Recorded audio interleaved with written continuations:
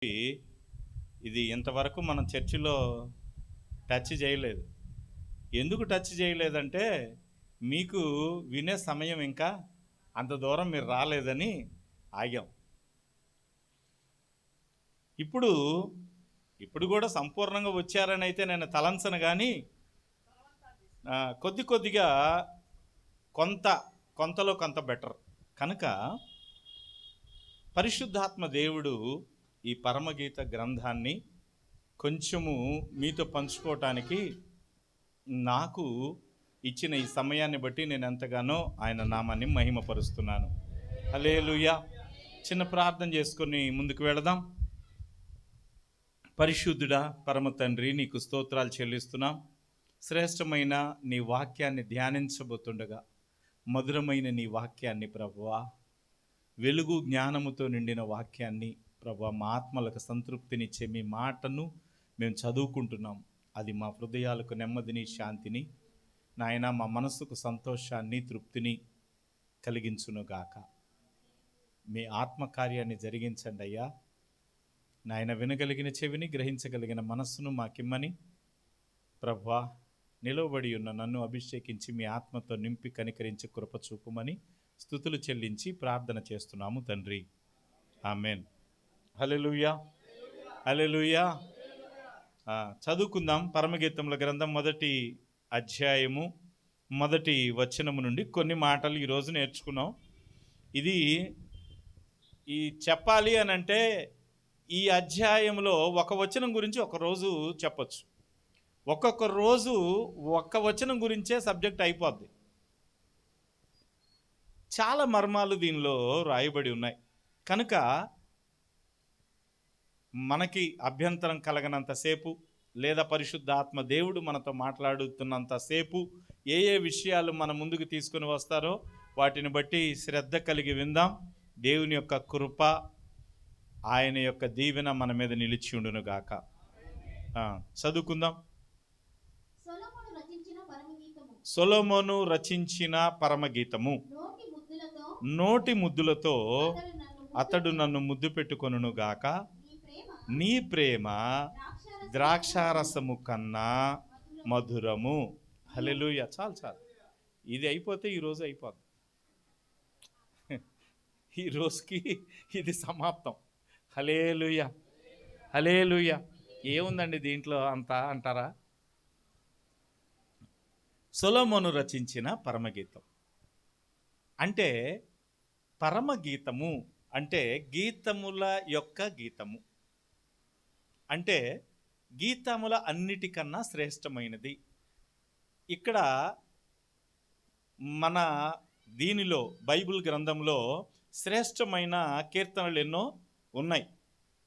శ్రేష్టమైన కీర్తనలు, అలాగే పొయిటిక్గా రాయబడినవి యెషయా గ్రంథంలో, ఇర్మియా గ్రంథంలో, ఇంకా అనేకమైన చోట్ల కూడా ఈ హిబ్రూ కవితా స్ఫూర్తి అనేది మనకి కనపడుతుంది.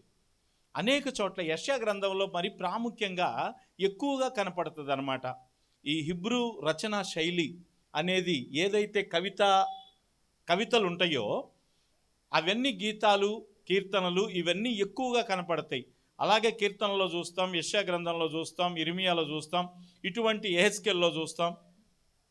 ఇవన్నీ కూడాను బైబిల్ గ్రంథంలో అనేక చోట్ల కనపడుతూ ఉంటాయి. అయితే వీటన్నిటికన్నా గొప్పది ఏమిటి అని అంటే ఈ యొక్క పరమగీతం. పరమగీతాన్ని హిబ్రూ భాషలో ఏమంటాడంటే షిర్హా షిరిం. చెప్పండి. షిర్హా షిరిం అంటే, షిర్హా అంటే గీతము, షిరిం అంటే దానికన్నా గొప్పది, గీతముల యొక్క గీతము. కాబట్టి ఇది అన్నిటికన్నా శ్రేష్టమైంది గీతముల్లో అని చెప్పొచ్చు. దీన్ని మించింది ఏది లేదు, అంత శ్రేష్టమైంది. కాబట్టి దీనిలో గొప్పతనం ఏదో ఖచ్చితంగా ఉండే తీరుతుంది. కాబట్టి దాన్ని మనం ధ్యానిస్తాం. ఇంకా లోతుల్లోకి నేను ఆ మాట చెప్పొచ్చు, కానీ అది చెబితే మీకు క్లాస్ అవుద్ది కానీ వాక్యం అవ్వదు.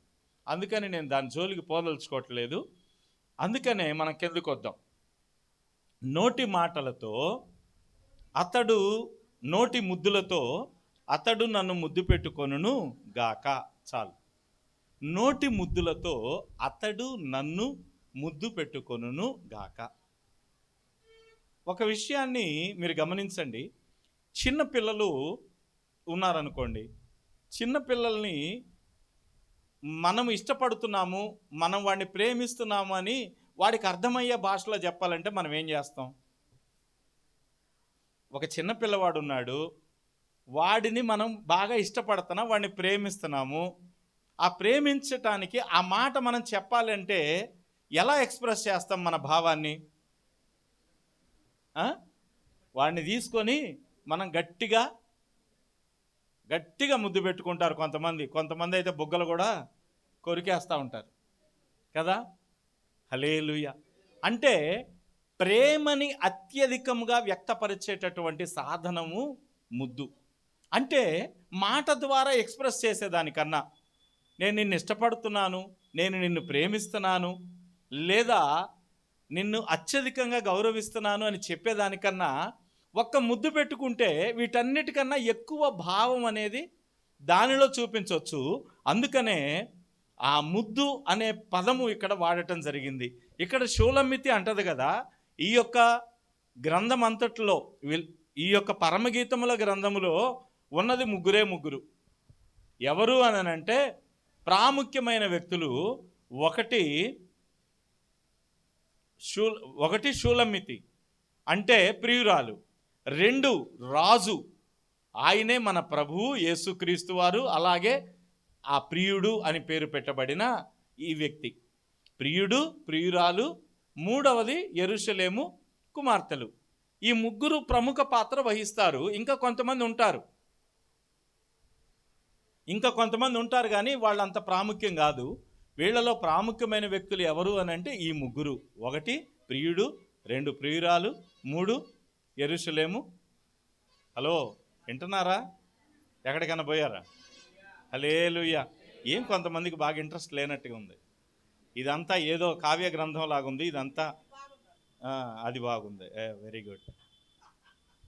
బుడసరకాయ పగిలిపోవును, బావి వద్ద చక్రము ఊడిపోవును, అదే తిట్లు ఉంటాయి చూసారా, అట్లా.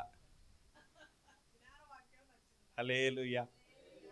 కానీ ఇది చాలా ఆత్మీయమైన మర్మాలతో కూడి ఉన్న గ్రంథం. హల్లెలూయా. మీరు గమనించండి, నోటి ముద్దులతో అతడు నన్ను, అంటే నేను ఆయనని ప్రేమిస్తున్నాను, నేను నా ప్రియుడిని నేను ఇష్టపడుతున్నాను. అయితే నా ప్రియుడు కూడా నన్ను ముద్దు పెట్టుకోవాలని నేను ఆశిస్తున్నాను. ఎందుకు అనంటే నా ప్రేమకు ప్రతిగా అతను కూడా నా పట్ల ప్రేమ చూపించాలని నేను కోరుకుంటున్నాను. ఆ ప్రేమని అతను ఎలా ఎక్స్ప్రెస్ చేయాలి అనంటే ఆయన నన్ను ముద్దు పెట్టుకోవటం ద్వారా ఆ ప్రేమని ఎక్స్ప్రెస్ చేయాలని కోరుకుంటున్నాను అంటుంది. హల్లెలూయా, హల్లెలూయా. అది అక్కడ భావం. నోటి ముద్దులతో అతడు నన్ను ముద్దు పెట్టుకొనును గాక. అంటే ఈ మాట వాస్తవంగా నా ప్రియుడు నన్ను ముద్దు పెట్టుకోవాలి అనే మాట ఈమె యొక్క ఉద్దేశం. ఎందుకు ఈమె ఉద్దేశం ఇలాగుంది అని అంటే ఈమె ప్రియుడిని అంతగా ప్రేమిస్తుంది, ప్రభువుని అంతగా ప్రేమిస్తుంది, దేవుణ్ణి అంతగా ఎక్కువగా ప్రేమిస్తుంది. అంత ఎక్కువగా ప్రేమిస్తుంది కాబట్టి దేవుడు కూడా ఆమెని అంతే ఎక్కువగా ప్రేమించాలని కోరుకుంటుంది. ఎంతగానంటే దేవుడు ఆమెని ముద్దు పెట్టుకోవాలి అన్నంతగా ఆమె ఆశ అది. అలా ముద్దు పెట్టుకోవాలని ఆమె కోరుకుంటుంది. తర్వాత చూస్తే నీ ప్రేమ ద్రాక్షారసము కన్నా మధురమైనది. హల్లెలూయా. నీ ప్రేమ ద్రాక్షారసము కన్నా మధురం. ద్రాక్షారసానికి ఉన్న ప్రాముఖ్యత చూస్తే మన భారతదేశంలో అటువంటి గ్రేప్ జ్యూస్ అనేది ఎక్కడా కూడా దొరకదు. ఇశ్రాయేలు దేశంలో లభించేటటువంటి ద్రాక్షారసానికి చాలా ప్రాముఖ్యత ఉన్నది. చాలా సందర్భాల్లో ఇశ్రాయేలు దేశంలో వివాహములో ద్రాక్షారసాన్ని వాడతారు. అందరూ కలిసి ద్రాక్షారసాన్ని తీసుకుంటారు. అలాగే కుటుంబ ఫంక్షన్లో కూడా తీసుకుంటారు. మత సంబంధమైన విషయాల్లో పస్కా భుజించేటప్పుడు, ఇంకా మిగతా పండగలు ఆచరించేటప్పుడు అవంతా తీసుకుంటారు. అయితే ఈ ద్రాక్షారసము అనేది ఒక ఆనవాయితీగా వారి జీవితాల్లోకి ఎందుకు వచ్చింది అని అంటే, అక్కడికి వెళ్ళిన తర్వాత ఈ యొక్క ఐగుప్తు యొక్క బానిసత్వ జీవితం, తర్వాత 40 సంవత్సరాలు అరణ్యములో వాళ్ళు చేసిన ప్రయాణం, ఇవన్నీ మరిచిపోవటానికి ఆ యొక్క కనానులో ఉన్న ద్రాక్షారసం కారణం. హల్లెలూయా. తెలుసా మీకు, అంత అద్భుతమైనటువంటి మనశ్శాంతిని ఆ యొక్క ద్రాక్షారసం ఇస్తుంది. మన భారతదేశంలో లాగా ఇక్కడ నల్ల ద్రాక్ష, తెల్ల ద్రాక్ష ఇటువంటి ద్రాక్షలు కాదు, అవి శ్రేష్టమైన ద్రాక్ష కాయలు. మనలాగా ఇంతెంత గుత్తులు కాదు, చాలా పెద్ద పెద్ద గుత్తులు ఉంటాయి. మనకి చదువుకుంటాం కదా, పంచకాండాల్లో వాటి గురించిన ప్రస్తావన ఉంటుంది. మోషే గారు వేగు చూసి రమ్మని పంపించినప్పుడు ఆ ద్రాక్ష గెలలే 2 వ్యక్తులు మోసుకొని వచ్చేటంత పెద్ద, హల్లెలూయా, అంత పెద్ద గెలలు ఉంటాయి. అటువంటి శ్రేష్టమైన ద్రాక్షల నుండి వచ్చే ద్రాక్షారసం చాలా సువాసనగా ఉంటుంది, చాలా మంచిగా అద్భుతంగా ఉంటుంది. అది తీసుకున్నప్పుడు మనం గనక బాగా డిప్రెషన్తో ఉన్నప్పుడు నిద్ర ట్యాబ్లెట్ వేసుకోమంటారు.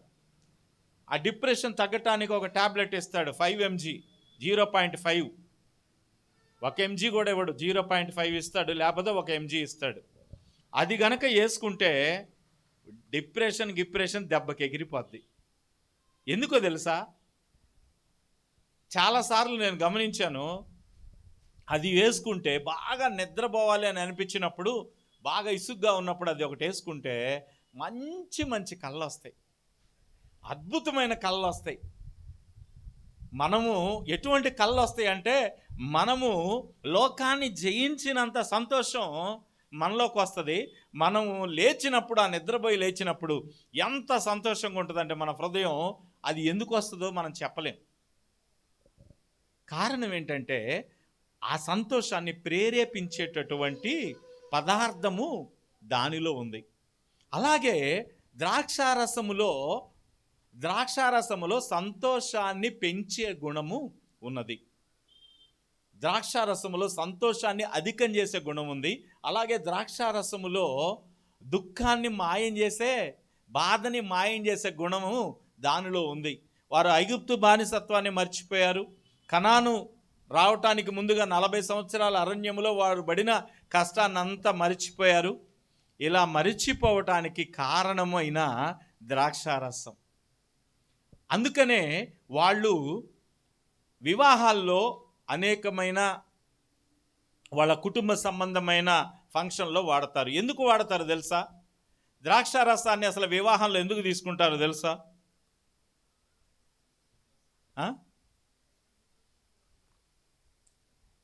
అంతేనా? ఒక సింబాలిక్ ఉంటుంది. ద్రాక్షారసం తీసుకోవటానికి ఒక కారణం ఉంది. అసలు వాళ్ళు వివాహంలో ద్రాక్షారసం తీసుకోవటానికి అంటే అయిన వాళ్ళందరూ వస్తారు కదా, అయిన వాళ్ళందరూ అలాగ తీసుకోవటానికి ఒక కారణం ఉంది. అదేంటో మీకు తెలుసా? ఇంకా 2 మోటివ్స్ ఉన్నాయి, బాగా వినండి. 2 మోటివ్స్ ఉన్నాయి. ఒకటి, ద్రాక్షారసము తీసుకొని అందరూ కూడా మనమందరము ఏకముగా ఉన్నాము, మనమందరం ఒకే పాత్రలోనిది త్రాగుతున్నాము అని చెప్పటం అన్నమాట.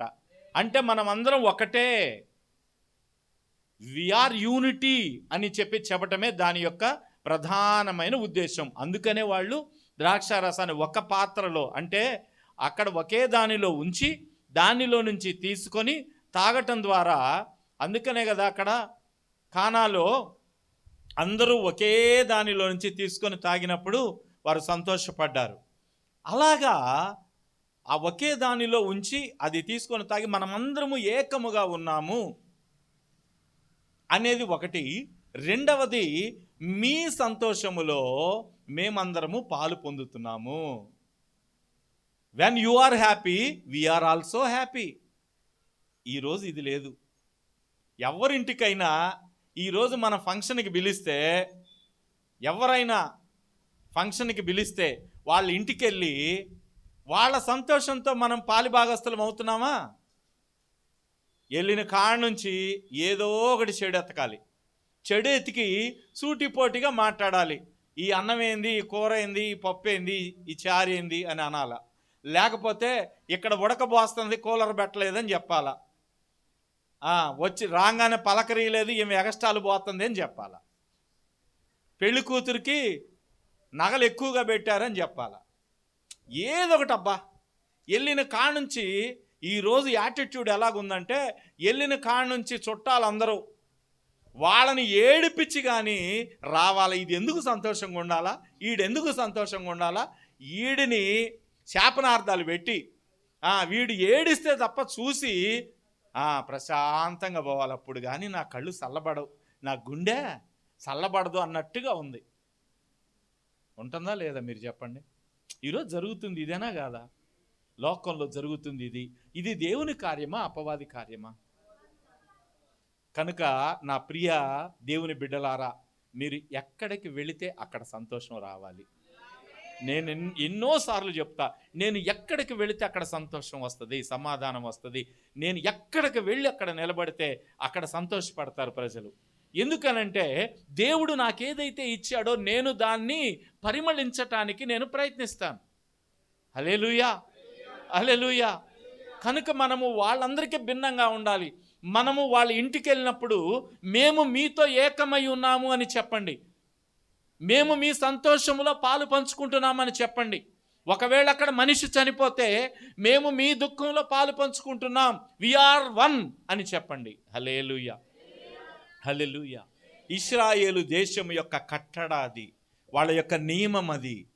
అందుకనే ద్రాక్షారసాన్ని తీసుకొని వీఆర్ వన్, వీఆర్ యూనిటీ అని చెప్తారు.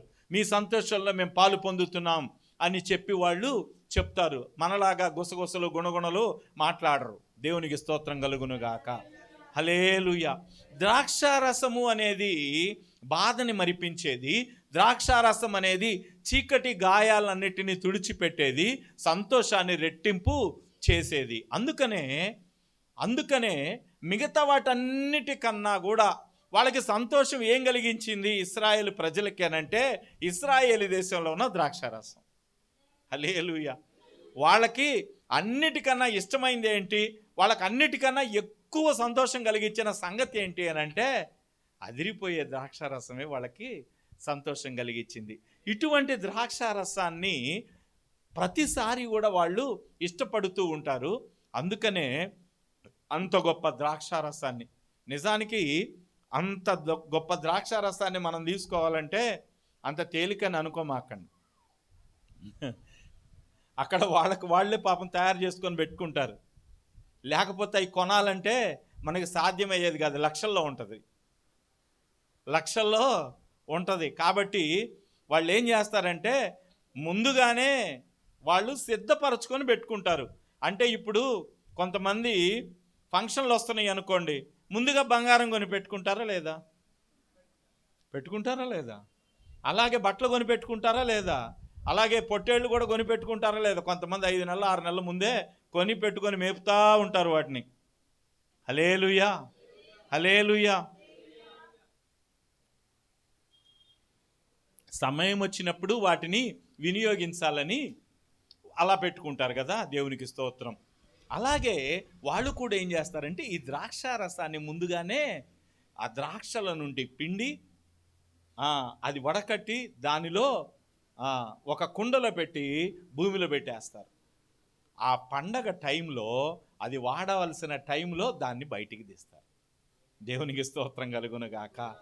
అది శ్రేష్టమైనదిగా ఉండి అది వారికి సంతోషాన్ని కలిగిస్తుంది. అయితే ఇశ్రాయేలు దేశంలో అన్నిటికన్నా గొప్పది అని చెప్పబడుతున్న ఈ ద్రాక్షారసం కన్నా ఈమె షూలమ్మితి ఏమంటదంటే, నీ ప్రేమ, హల్లెలూయా, నీ ప్రేమ ద్రాక్షారసం కన్నా, ఇక అదే మమ్మల్ని మైమర్పించేస్తుంది. ఇక దానికన్నా మేము మైమరిచిపోయే సంఘటనలు ఏమి లేవు. అయితే ఇప్పుడు ద్రాక్షారసం కన్నా అధికమైంది నీ ప్రేమ.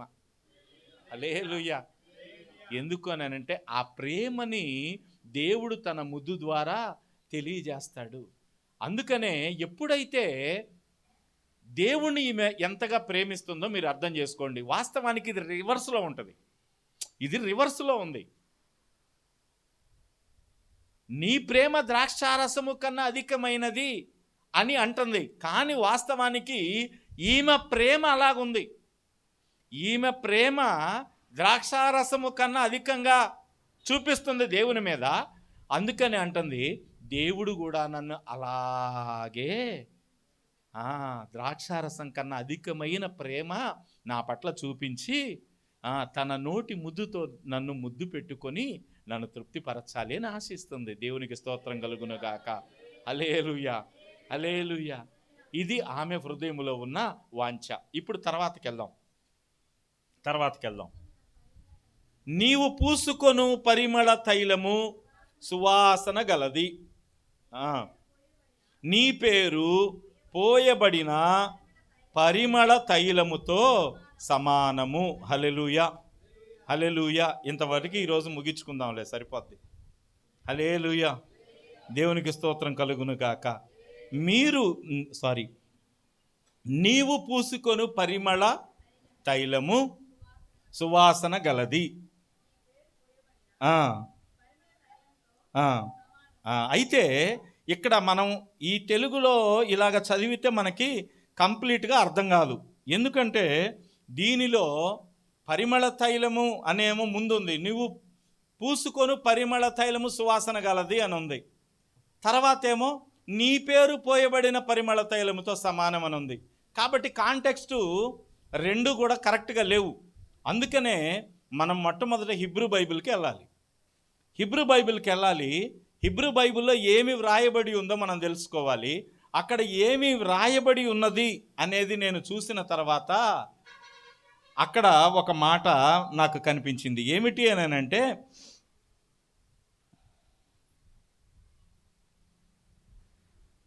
The fragrance of your perfumes is wonderful. అంటే ఫ్రాగ్రాన్స్ అంటే సువాసన, పరిమళము అని అర్థం. తర్వాత పెర్ఫ్యూమ్ అంటే ఏంటి? పెర్ఫ్యూమ్ అంటే సుగంధము అని అర్థం. అంటే నీవు కలిగి ఉన్న సుగంధముల ద్వారా వచ్చే పరిమళము చాలా గొప్పగా ఉన్నది అని అర్థం. దాన్ని తెలుగులో ట్రాన్స్లేషన్లో కొంచెం తెకమక్కగా పెట్టారు. కాబట్టి ఇక్కడ మనం అర్థం చేసుకోవాల్సింది ఏంటంటే, the fragrance of your perfumes is wonderful. అంటే నీ దగ్గర ఉన్న సుగంధ ద్రవ్యముల యొక్క పరిమళ వాసన అద్భుతముగా ఉన్నది. నీ దగ్గర ఉన్న సుగంధ ద్రవ్యములు ఏమిటి? ఆ సుగంధ ద్రవ్యాలు యేసుక్రీస్తు ప్రభు దగ్గర 5 పరిమళ సుగంధములు ఉన్నాయి. అవి ఏంటో మీకు తెలుసా? Right 2 correct. రైట్. ఇంకా 3 బాగా చెప్పింది, వెరీ గుడ్. రైట్. చాలా దగ్గరికి వచ్చారు. దేవునికి స్తోత్రం కలుగును గాక. హల్లెలూయా, హల్లెలూయా. 5 సుగంధములు ఆయన దగ్గర ఉన్నాయి. అవి ఏంటి అని అంటే, మొట్టమొదటిది ప్రేమ, 2 దయ,